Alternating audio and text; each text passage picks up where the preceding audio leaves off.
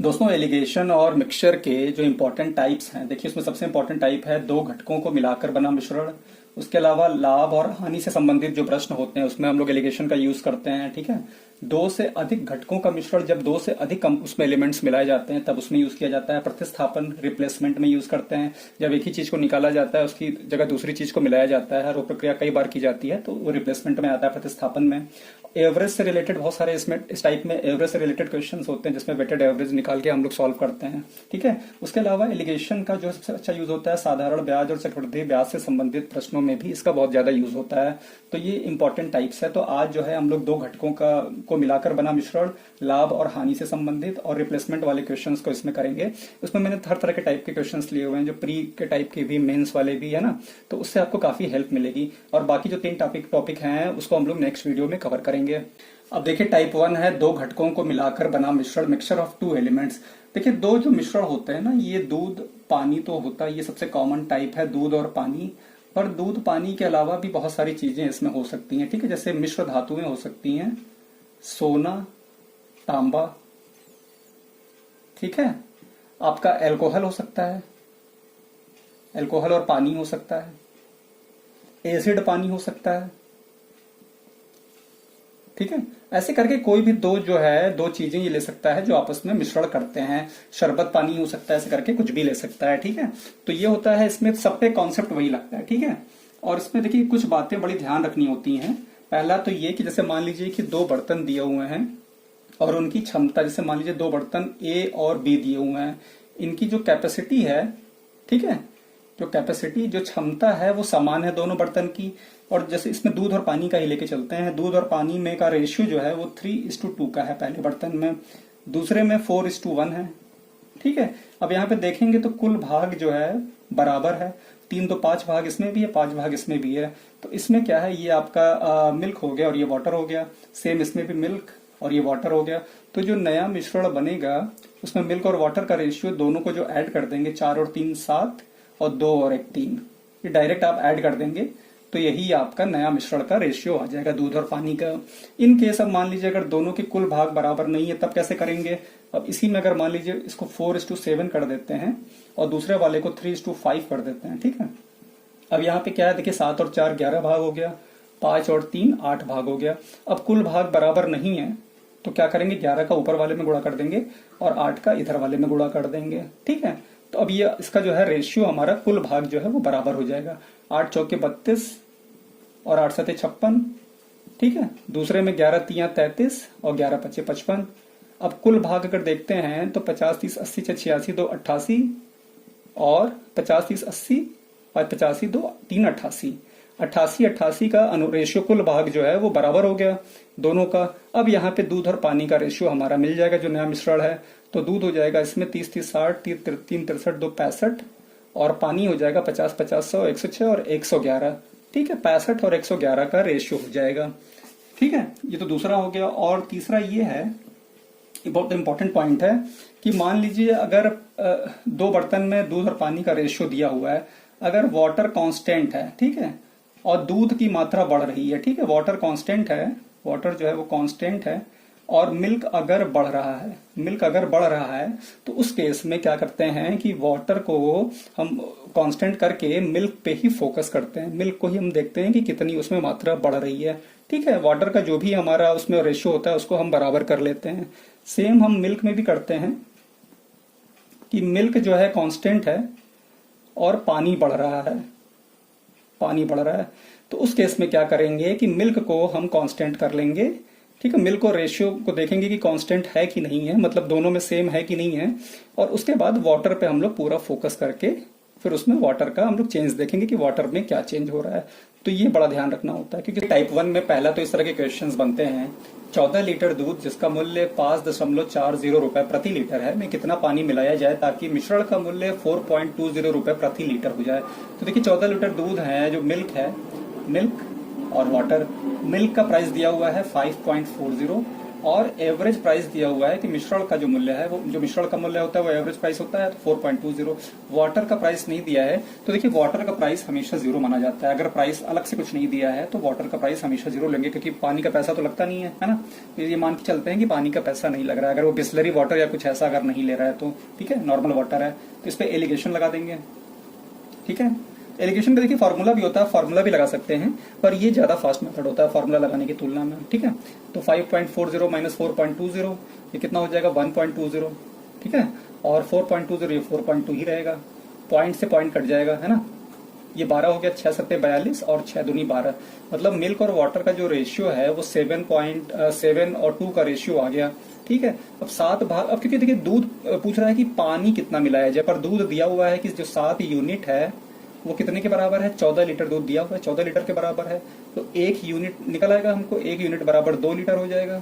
अब 1 यूनिट हमको मिल गया, पानी का भाग इसमें 2 का है, तो 2 यूनिट कितने के बराबर हो जाएगा, 2। इस क्वेश्चन में एक मिश्रण में दूध और पानी 3:2 के अनुपात में है, 10 लीटर मिश्रण निकालकर उतना ही पानी डालते हैं, नया अनुपात 1:1 हो जाता है, कुल मात्रा क्या होगी। देखिए एक और कॉन्सेप्ट है, उसमें क्या है कि अगर कोई बर्तन दिया हुआ है, ठीक है, उसमें अगर मिल्क और वाटर 2 चीजें हैं और उनका रेशियो कुछ दिया हुआ है, जैसे इसमें 3:2 है का रेशियो अगर है मिल्क और वाटर का, और 10 लीटर पानी और मिश्रण अगर निकाल ले रहे हैं, तो जो बचा होगा, जो मिश्रण जो बचा होगा उसमें भी दूध और पानी का रेशियो सेम होगा। रेशियो नहीं चेंज होता है, मात्रा चेंज हो जाएगी पर रेशियो कभी चेंज नहीं होता है। ठीक है, रेशियो वही रहता है। अब यहाँ पे प्रश्न में देखिए जो मिल्क है और वाटर है, इनका रेशियो 3:2 का है। ठीक है, और 10 लीटर मिश्रण निकालने के बाद जो रेशियो है 1:1 हो जा रहा है। तो मैंने क्या बताया था कि अगर मिश्रण में कोई एक चीज बढ़ रही है तो दूसरे को हम कांस्टेंट कर लेते हैं। ये तो क्योंकि पानी जो है हमारा बढ़ रहा है, पानी डाल रहे हैं, तो मिल्क को हमें कांस्टेंट करना होगा। तो ऊपर 3 भाग है, नीचे 1-1 है, तो दोनों में 3 का गुणा कर देंगे। ठीक है, तो अब ये 3:3 हो गया। अब मिल्क का भाग हमारा दोनों में बराबर हो गया, दोनों में, है ना। वाटर हमारा 2 से 3 हो रहा है, मतलब वाटर कितना बढ़ रहा है, 1 यूनिट वाटर बढ़ रहा है। और जितना मिश्रण निकाला जाता है उतनी ही पानी डाला जाता है। तो 10 लीटर मिश्रण निकाला गया है, तो मतलब 1 यूनिट कितने के बराबर होगा, 10 लीटर के बराबर होगा। ठीक है, अब 1 यूनिट 10 लीटर के बराबर हो गया। कुल मात्रा पूछ रहा है, तो कुल मात्रा हमारी 3 + 3 6 यूनिट है।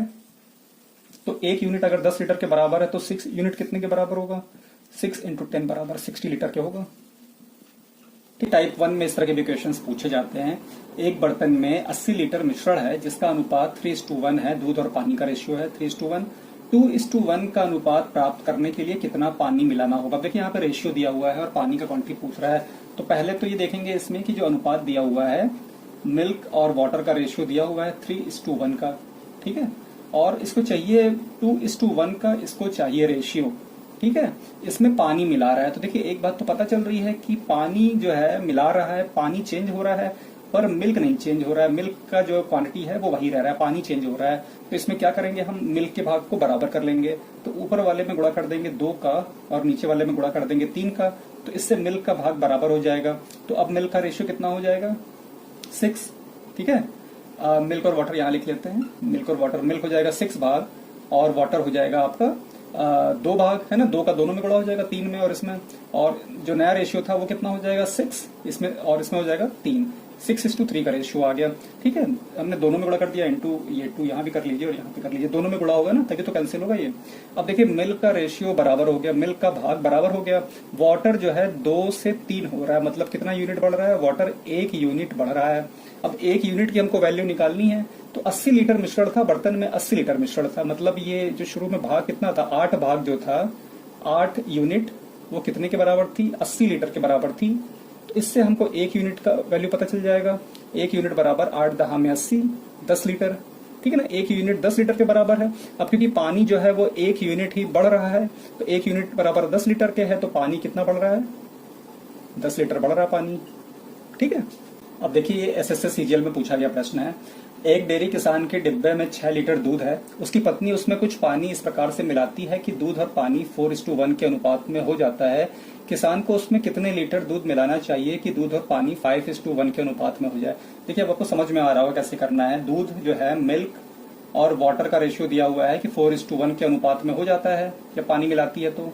ठीक है, अब कह रहा है कि उसमें कितने लीटर दूध मिलाना चाहिए कि दूध और पानी जो है 5:1 के रेशियो में हो जाए। मतलब अब जो है दूध और पानी का जो रेशियो है वो 1 हो जाए। दूध पूछ रहा है कितना मिलाना चाहिए। तो अब देखिए इसमें देख के आपको पता चल जाना चाहिए कि वाटर का रेशियो दोनों में सेम है, इसका मतलब वाटर जो है चेंज नहीं हो रहा है ना, वाटर का रेशियो सेम है, दूध चेंज हो रहा है। दूध 4 से 5 मतलब 1 यूनिट दूध जो है बढ़ जा रहा है। और दिया हुआ है कि किसान के डिब्बे में 6 लीटर दूध है, मतलब शुरू में जो दूध है वो 4 रेशियो में है, 4 यूनिट की वैल्यू कितनी है, 6 लीटर है। तो इससे हमको 1 यूनिट पता चल जाएगा, 6/4 है ना, ये 2 3 6 2 दूनी 4, 3/2 लीटर आ जाएगा। ठीक है, अब 1 यूनिट की वैल्यू 3/2 लीटर, और एक ही यूनिट जो है मिल्क बढ़ रहा है, तो ये कितना हो जाएगा 3/2 1.5 लीटर आपका आंसर आ जाएगा। अब देखिए अगला प्रश्न मैंने लिया है टाइप 1 का ही है, एसएससी एमटीएस में पूछा गया है।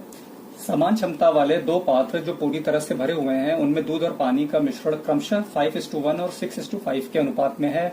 दोनों मिश्रणों को अब अच्छी तरह से मिलाया जाता है। इस प्रकार प्राप्त नए मिश्रण में दूध और पानी का अनुपात ज्ञात करना है। तो देखिए सबसे पहले तो वाटर और मिल्क, ठीक है, इसका रेशियो दिया हुआ है कि क्रमशः 5:1 और 6:5 के रेशियो में है वाटर और मिल्क। ठीक है, अच्छी तरीके से प्राप्त नए मिश्रण में पूछ रहा है कि इस तरीके से प्राप्त नए मिश्रण में दूध और पानी का अनुपात क्या होगा। तो देखिए जब दूध और पानी को मिलाना है, दोनों रेशियो दिए हैं, तो आपको मैंने बताया था कि इसके लिए सबसे इंपॉर्टेंट है कि इन दोनों का कुल भाग बराबर होना चाहिए।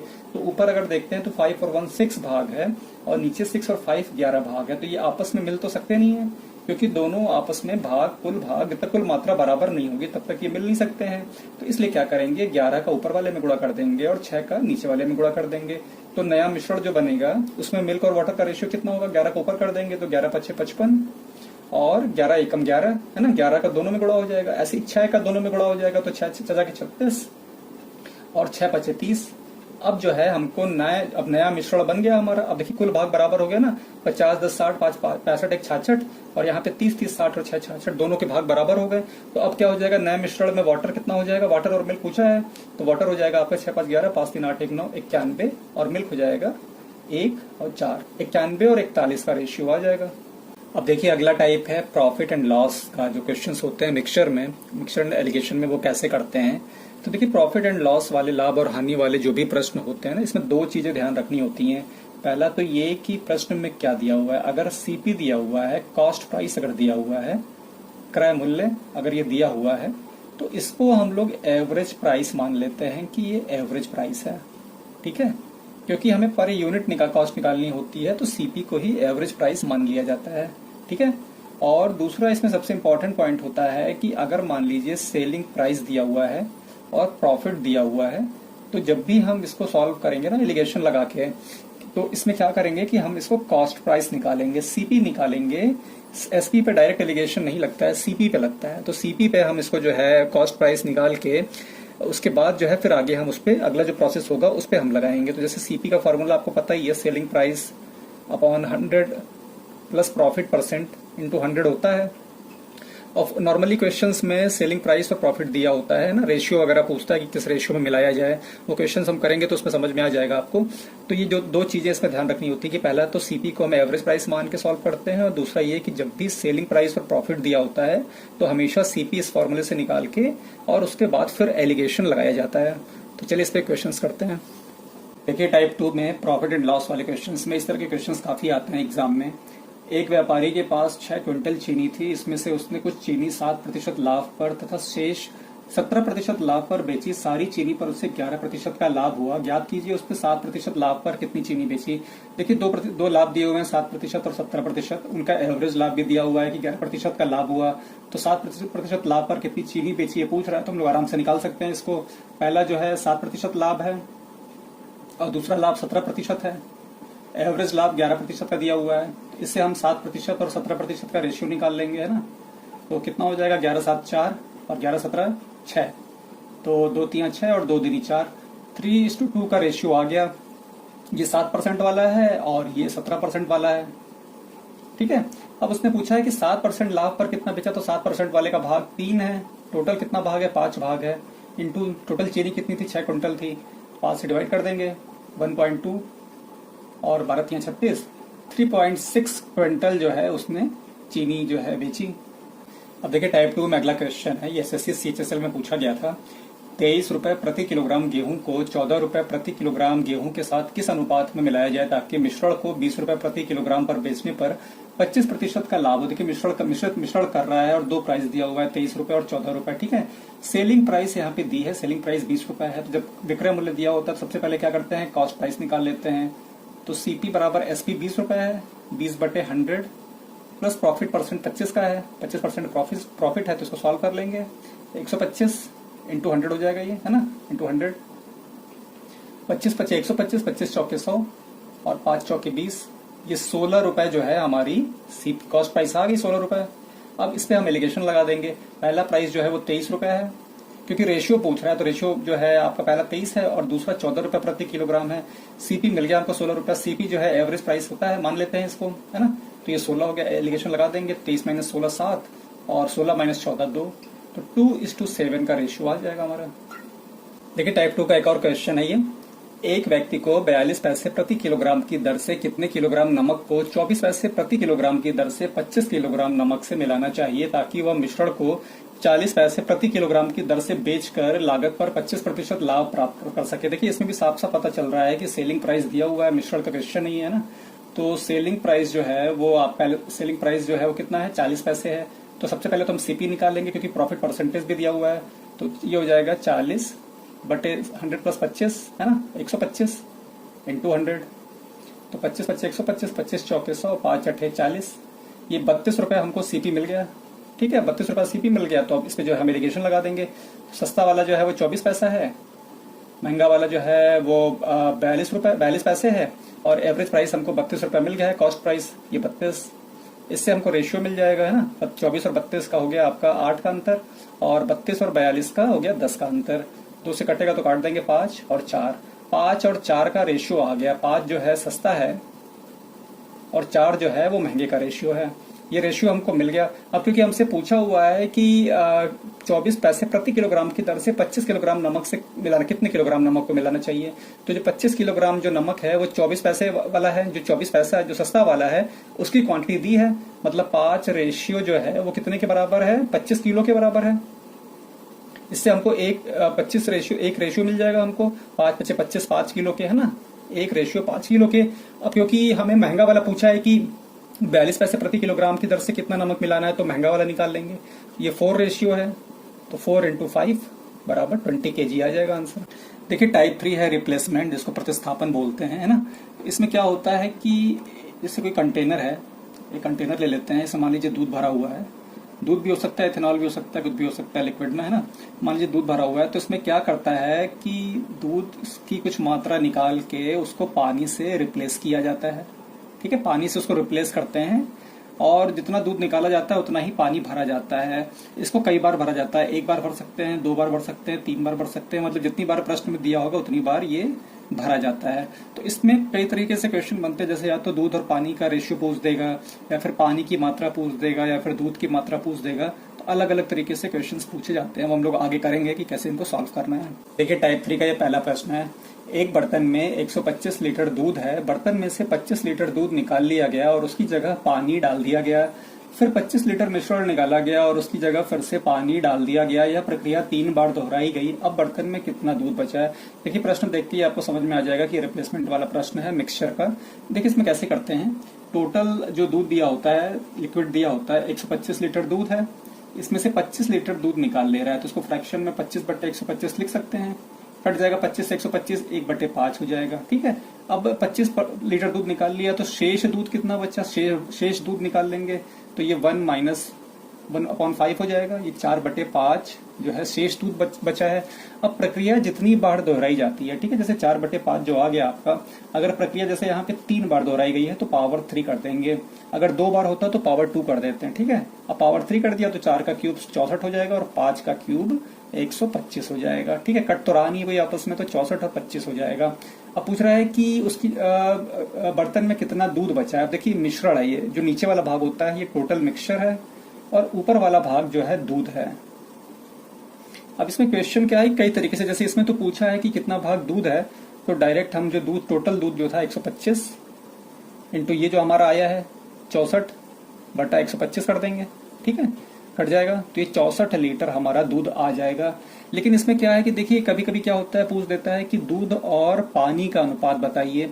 तो उस केस में क्या करते हैं, हम मिक्सचर में से दूध को माइनस कर देते हैं, तो जो बचा हुआ भाग होता है वो पानी आ जाता, तो दूध और पानी का रेशियो आ जाता। ठीक है, दूध और पानी का रेशियो हमको मिल जाता। अगर जैसे यहाँ पे दूध पूछा तो डायरेक्ट हमने दूध से मल्टीप्लाई कर दिया। अगर पानी पूछा होता तो दूध और पानी का रेशियो निकाल के फिर पानी का भाग निकाल के फिर हम करते हैं, है ना। तो इस पे कई तरीके से क्वेश्चन बनाता है जो मैंने आपको बता दिया।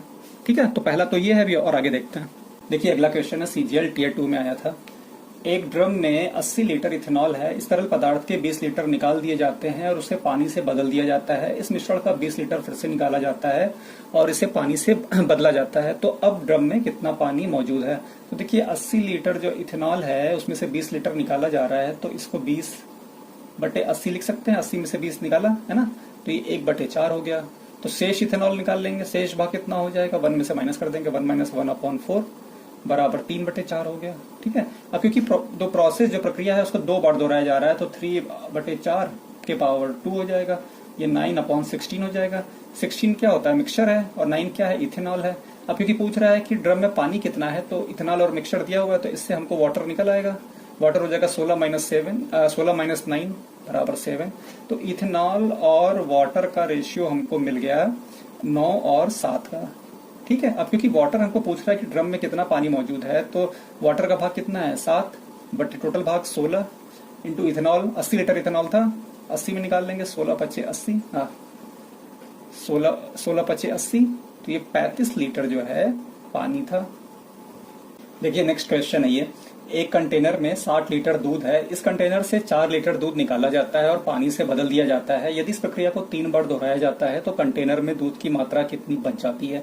अब देखिए इस प्रश्न में अगर आप ध्यान से देखेंगे तो जो इसके ऑप्शंस हैं वो 568, 754, 48 और 85 है ना। तो ऑप्शन देख के ही आप इस सवाल को कर सकते हैं कि जो कंटेनर में जो दूध है वो 60 लीटर है, मतलब कंटेनर की कैपेसिटी 60 लीटर की है, तो कोई भी ऑप्शन जो है वो 60 से ज्यादा नहीं होना चाहिए। तो इसमें देख रहे हैं ऑप्शन में 3 ऑप्शन ऐसे हैं जो 60 से काफी ज्यादा हैं, तो जो तीसरा ऑप्शन है जो 60 से कम है वही हमारा राइट ऑप्शन हो जाएगा। ठीक है, इन केस अगर मान लेते हैं कि ऑप्शन इतना ईजी नहीं दिया होता और बड़े आसपास का अगर ऑप्शन दिया होता तो कैसे करते हैं, तो फिर देखिए वही कॉन्सेप्ट लगाते हैं। 4 लीटर दूध निकाला जा रहा है 60 लीटर में से, है ना, तो ये 1/15 हो जाएगा। शेष निकाल लेंगे तो 1 माइनस ये आपका हो जाएगा 1/15, है ना, ये 14/15। देखिए डायरेक्ट 15 में से 1 माइनस करेंगे तो 14/15 आता है, तो डायरेक्ट कर लेना चाहिए। ठीक है, अब क्योंकि प्रक्रिया 3 बार दोहराई जा रही है तो 3 बार क्यूब कर देंगे, इसका 14 का क्यूब हो जाएगा और नीचे 15 का क्यूब हो जाएगा। अगर क्यूब याद नहीं है तो उससे बेस्ट तरीका है कि इसका हम ब्रेक कर लें। 14 को 7 × 3 लिख सकते हैं, तो 7 का क्यूब × 2 का क्यूब अपॉन 15 को 5 का क्यूब × 3 का क्यूब लिख सकते हैं ना, 5 × 3, तो ये 3 का क्यूब हो जाएगा। ठीक है, अब क्योंकि हमें दूध की मात्रा पूछना है तो दूध जो है 60 लीटर है, 60 से डायरेक्ट मल्टीप्लाई कर देंगे। 60 × 7 का क्यूब 343, 2 का क्यूब 8/5 का क्यूब 125 और 3 का क्यूब 27। ठीक है, ये आपका 5 से 12 बार में कट जाएगा और ये 25 बार में कट जाएगा। ये 3 चौके 12 और 3 9 27, तो ये हो गया ऊपर 343 × 8 चौके 32 बटे 25 9 225। अब देखिए अब इसको हम लोग फिर से क्या कहते हैं मल्टीप्लाई करेंगे और डिवाइड करेंगे तो काफी समय लग जाएगा। तो इससे बेस्ट तरीका है कि देखिए इस तरह के जब बड़े बड़े नंबर्स होते हैं ना तो अप्रोक्सीमेशन करना चाहिए। देखिए नीचे 225 है ना, मोटा मोटा 200 मान लीजिए इसको। ऊपर जो है 300 350 के आसपास में है, तो उसका 30 गुना कितना होगा, लगभग 10,000 के आसपास होगा एक मोटा मोटा। ठीक है ना, 350 का 30 गुना कितना हो जाएगा, 3 गुना होता है इसका 900 के आसपास में, तो 30 गुना जो है लगभग 9 साढ़े 9 10,000 के आसपास में होगा। तो ये जो है इसका जो डिवाइड करने पे जो आंसर आना चाहिए वो 50 के आसपास आना चाहिए, है ना, 50 या मतलब से कम ही होना चाहिए। तो जो ऑप्शन है केवल तीसरा ऑप्शन ही ऐसा है जो 50 के आसपास दिख रहा है, तो उसी को हम जो है राइट टिक कर देंगे।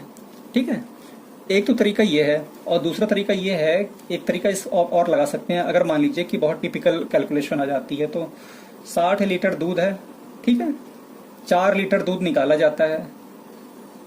4 लीटर दूध निकाला जा रहा है, मतलब कि कितना % दूध माइनस हो रहा है इसमें से।